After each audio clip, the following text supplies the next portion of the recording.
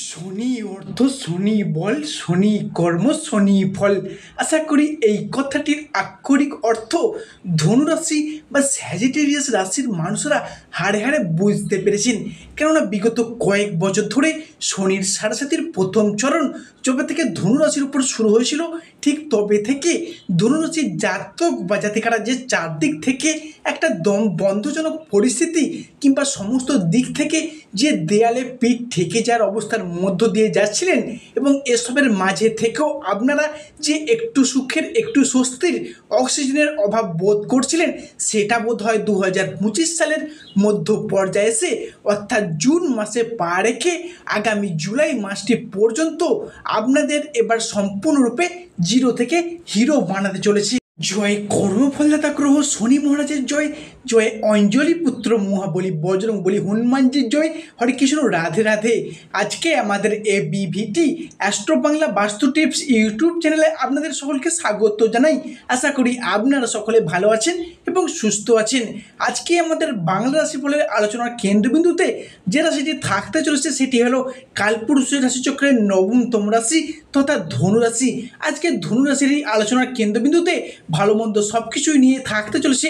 আলোচনার মূল বিষয়টি, আমাদের প্রতিটি আলোচনা হবে প্রতিটি গ্রহ, প্রতিটি নক্ষত্র এবং প্রতিটি ছায়া গ্রহের অবস্থান এবং নক্ষত্রগত ট্রানজিস্টের উপর ভিত্তি করে। তো ধনুরাশি ভালো, ভিডিওটি স্কিপ না করে শেষ পর্যন্ত দেখার অনুরোধ রইল। ভিডিওটিতে অবশ্যই একটি লাইক দিয়ে যাবেন এবং স্বয়ং শনি মহারাজের আশীর্বাদ পেতে কমেন্ট বক্সে অবশ্যই শনি মহারাজের একটি নাম নিয়ে যাবেন। অর্থাৎ 2025 সালে দাঁড়িয়ে ধনুরাশির জন্য এমন কিছু ভবিষ্যৎবাণী নিয়ে আমরা হাজির হয়েছি, যেগুলো জানা থাকলে দর্শক বন্ধুরা আগামী দিনগুলিতে ধনুরাশির জাতক বা জাতিকারা সঠিক দিশাতে পথ চলতে পারবে। শুধু তাই নয়, আমাদের এই আলোচনাটি দেবগুরু বৃহস্পতি, শনি মহারাজ, রাহুদেব এবং কেতু এই চারটি গ্রহ এবং ছায়া গ্রহগুলির অবস্থানের উপর ভিত্তি করে তৈরি করা হয়েছে। ধনু রাশি কালপুরুষের রাশিচক্রের নবম সন্তান হলো ধনু। দেবগুরু বৃহস্পতির আশীর্বাদগত প্রথম অবতার মহারাশির নবম ভাবের অধিকারে ধনুর জন্ম হয়। তাই বাবা মায়ের ভালোবাসার প্রতি চিরকাঙ্গাল হয়ে থাকেন এরা জন্ম থেকেই। তবে নবযৌবনের প্রতীক হলো ধনুরাশি। ধনুরাশির মানুষগুলি কখনোই থেমে থাকে না, থেমে থাকতে পছন্দও করে না। সময়ের সাথে তাল মিলিয়ে যদি সঠিক সময়ে সঠিক সিদ্ধান্তটি নিতে পারেন, তাহলে ধনুরাশির মানুষরা হন সবথেকে বেশি সফল এবং রাজার রাজা। তবে ধনুরাশির মানুষগুলি বুদ্ধির থেকে ক্ষমতাকে বেশি গুরুত্ব দেয়। তাই অনেক সময় বিনা প্রয়োজনে ক্ষমতা প্রদর্শনের ফলে ধনুরাশিকেও বিপদেরও সম্মুখীন হতে হয়েছে। তবে ধনুর মধ্যে রয়েছে যে কোনো কিছুকে বলুন একটা সহ্য করে নেওয়ার বিশাল ক্ষমতা। মন ভোলানো মধুর ব্যবহারে সকলের প্রিয় মানুষ হয়ে ওঠেন এই রাশির মানুষগুলি। প্রচণ্ড লড়াকু স্বভাবের হন এই ধনুরাশির মানুষরা। প্রচণ্ড অ্যাডভান্স ব্যাপারের মধ্যে থাকতে পছন্দ করেন এনারা। এই রাশির একটা গুণ হলো, এই রাশির মানুষগুলি বাস্তবের থেকে কল্পনার দুনিয়ায় স্বপ্নের জাল বুনতে বেশি পছন্দ করে থাকেন। তবে অল্পতে আবার বিচলিত হয়ে ওঠে এদের মন। এই রাশির মানুষগুলি ঘর জমি বলুন, পরিবার বলুন, সবাইকে বুকে ধরে আগলে রেখে বেঁচে থাকতে চায়। কিন্তু ঘর পরিবার বন্ধু বান্ধব এদের জন্য যতই ভালো করে থাকুক না কেন, যথার্থ প্রতিদান যথার্থ ফলাফল কিন্তু এনারা শেষে পান না, বরং মাঝে মধ্যে বিনা কারণে বদনামেরও ভাগিদার হতে হয়েছে। তবে ধনুরাশির মানুষগুলি প্রিয়জনকে সবটুকু দিয়ে ভালোবাসতে জানে, ভালোবাসতে পারে। যেহেতু এটি অগ্নিতত্ত্বের রাশি হিসেবে পরিচিত, তাই ইনাদের মধ্যে রয়েছে লড়াই করার একটা প্রবল মেন্টালিটি, বা কোনো কিছুকে করবই, করে দেখাবই, এরকম একটা ভাব কিন্তু ধনুর মধ্যে দেখা যায়। তবে এই ধর্মের মানুষরা আত্মসম্মানকে বিশেষ গুরুত্ব দেয়। অন্যের উপকারে এনারা সর্বদা ঝাঁপিয়ে পড়ার চেষ্টা করে। তবে নিজেকে সর্বদা স্থির রেখে সমাজে প্রতিষ্ঠিত হতে পারলে এনারা হন সবথেকে বেশি সফল।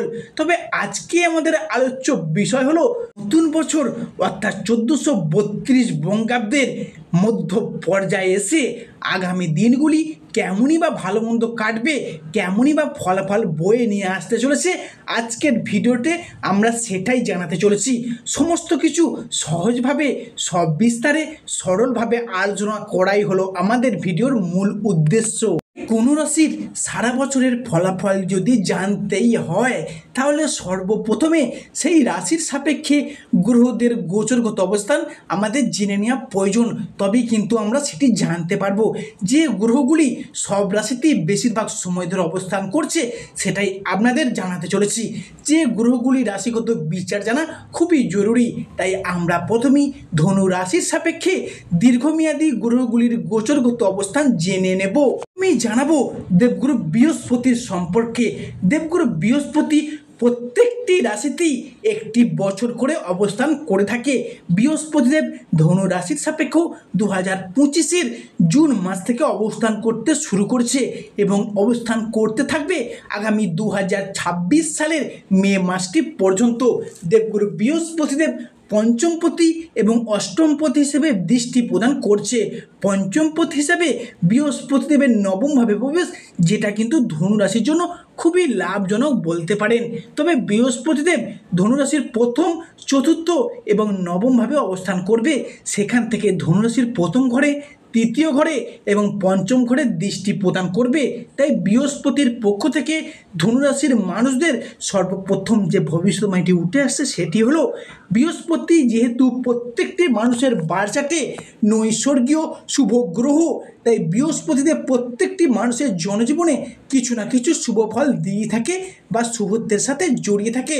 তাই বৃহস্পতিদেবের মতো এমনই একটি গ্রহ যখনই আপনার সাথে প্রবেশ করতে শুরু করবে, যার ফলে আপনি যদি কোনো অসফলতার কাজের মধ্য দিয়ে যাচ্ছিলেন, কিছু করে দেখানোর দিক থেকে শুভ ফল পেতে বারে বারে যেন ব্যর্থ হচ্ছিলেন, কিছু কাজ করছেন কিন্তু শেষ পর্যায়ে এসে সেটি আটকে যাচ্ছে, বা আপনি কোনো প্ল্যান বা পরিকল্পনা আপনি কাজ করতে চাইছেন সেটি পাচ্ছেন না, বারে বারে ব্যর্থ হয়েছেন, সেই সমস্ত দিক থেকে আপনাকে এবার ভীষণভাবে রক্ষা করবে বা শুভ ফল প্রদান করবে। তাই নিজের ক্রিয়েটিভিটিটাকে জগৎ সবাই মিলে ধরার শেষ সুযোগ এসেছে, কারণ বৃহস্পতি দেবের আশীর্বাদ আপনাদের সাথেই আছে। ওর মাঝে আপনাদের একটা কথা জানিয়ে যাই, স্বয়ং বৃহস্পতি দেবের আশীর্বাদে প্রত্যেকটি মাসের প্রত্যেকটা বৃহস্পতিবারে লাল বস্ত্র পরিধান করে বৃহস্পতি দেবের জপ মন্ত্র পাঠ করুন, দেখবেন অত্যন্ত শুভ ফল পেতে বাধ্য হবেন।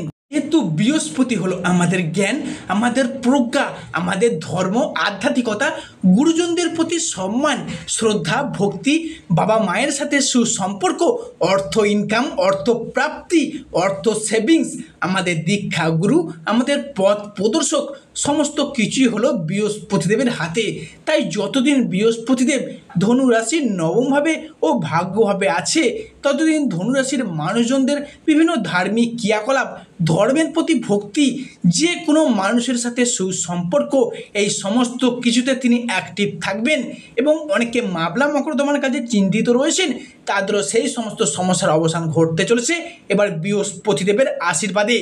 পরবর্তী যে ভবিষ্যৎবাণীটি দেখা যাচ্ছে ধনুরাশির সাপেক্ষে, সেটি হলো ধনুরাশির পঞ্চমপতি, ধনুরাশির চতুর্থপতি হিসাবে বৃহস্পতিদেব ধনুরাশির নবম ঘরে অবস্থান করছে। জ্যোতিষশাস্ত্র মতে ভাবপতি যদি ভাবকে দেখে তাহলে ভাবের বৃদ্ধি হয়। এখানে পঞ্চম উচ্চ শিক্ষার প্রতি এবং অষ্টম গবেষণার প্রতি হয়ে বৃহস্পতিদেব ভাগ্যভাবে বসে রয়েছে। এখানে উচ্চ শিক্ষার পদে শুভ দৃষ্টি প্রদান করছে। তাই 2025 সালটি জুড়ে এই সময় তরুণ প্রজন্মের মানুষরা কোনো উচ্চশিক্ষা বা কোনো গবেষণা প্রতিশিক্ষা বা কোনো জায়গায় যদি মনোনিবেশ করে থাকে, তাহলে ধনুরাশি বা ধনু লগ্নের সাপেক্ষে সেটি মজবুত ভাগ্য নির্ধারণে সহায়ক হবে এবং উচ্চশিক্ষা বা চাকুরির জন্য আপনাকে বাড়ির বাইরে যাওয়ার জন্য সুযোগ পর্যন্ত আসতে পারে। সেটি আপনি হতে পারেন বা সেটা ধনুরাশির সন্তান বা সন্ততিদের ক্ষেত্রেও হতে পারে। বৃহস্পতিদেবের পক্ষ থেকে পরবর্তী যে ভবিষ্যৎবাণীটি উঠে আসছে সেটি হলো বৃহস্পতিদেব এখানে পঞ্চমপতি হয়ে নবমে বসে নবম দৃষ্টি দিয়ে নিজের ঘর ধনুকে দেখছেন। তাই এই বছরটি ধনু রাশির জন্য বৃহস্পতিদেবের আশীর্বাদ বৃহস্পতিময় হতে চলেছে। তাই বৃহস্পতিদেব এমনই একটি নৈসর্গীয়ভাবে নবম দৃষ্টি, যেটা কিন্তু বলতে পারেন অমৃত সমান।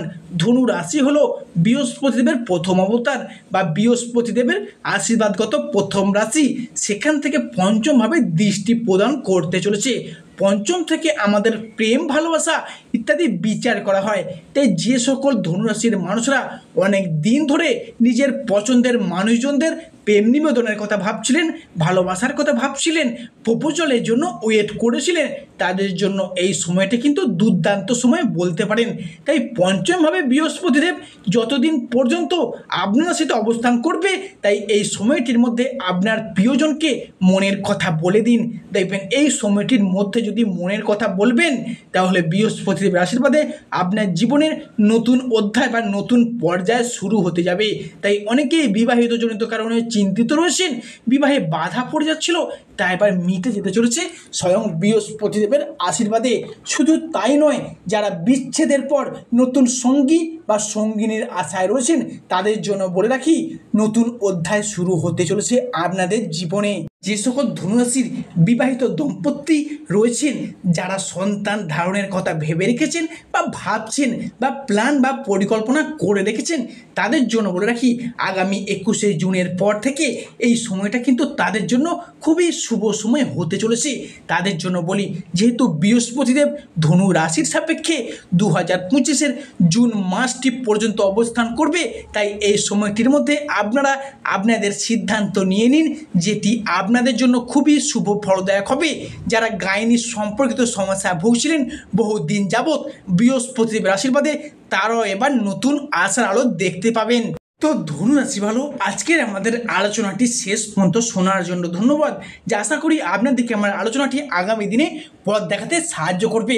সর্বশেষে শনি মহারাজের আশীর্বাদ পেতে কমেন্ট বক্সে অবশ্যই শনি মহারাজের একটি নাম নিয়ে যাবেন।